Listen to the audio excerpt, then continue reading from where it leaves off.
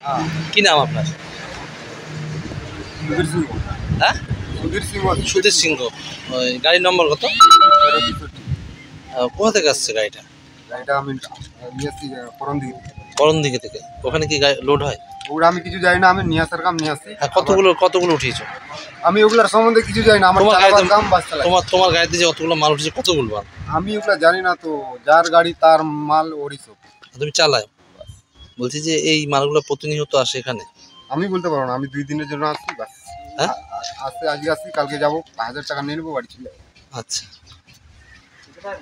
এখন কি হলো এটা হঠাৎ করে এখানে? এখন আপনারা বলুন। আমরা রিপোর্টার। আমি বলতে পারবো না তো, আমি এখানে দাঁড়াইছি, বাস এখানে বসে আছি, তাছাড়া কি হলো আমি বলতে পারবো না। মালটা কাউকে দিবেন না। এটা কি মাল জানেন? কি আছে এটা? এমনি জানি গরুর ওষুধ, তাছাড়া কি জানি? গরুর ওষুধ। গোপন সূত্রে খবর পেয়ে তরল নাইট্রোজেন ও হিমায়িত গোবীজ উদ্ধার করল প্রাণী সম্পদ বিকাশ বিভাগ দপ্তর। এরপরই অবৈধ গোবীজ ও লিকুইড নাইট্রোজেন কন্টেনারগুলি তুলে দেওয়া হলো গাজল পুলিশের হাতে। আটক করা হলো একজনকে। এই বিষয়ে প্রাণী সম্পদ বিকাশ বিভাগের পক্ষ থেকে গাজল থানায় লিখিত অভিযোগ দায়ের করা হয়েছে। জানা গেছে, বিহারের পাটনা থেকে রায়গঞ্জ হয়ে এই কন্টেনারগুলি মালদা জেলার বিভিন্ন এলাকায় পাঠানো হতো। এরপর কোয়াক ডাক্তারের মাধ্যমে গ্রামীণ এলাকায় গোপালকদের কাছে চড়া দামে বিক্রি করা হতো গোবীজগুলি। Block livestock development officer Shantanu Panda বলেন, শুক্রবার কদুবাড়ি সংলগ্ন আকন্দা রেলগেট এলাকায় হানা দিয়ে এগুলি উদ্ধার করা হয়েছে।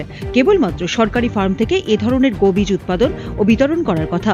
যে সমস্ত কোয়াক ডাক্তারেরা বেআইনিভাবে এ ধরনের গোবীজ ব্যবহার করছেন, তাদের বিরুদ্ধে আগামী দিনে প্রয়োজনীয় ব্যবস্থা গ্রহণ করা হবে।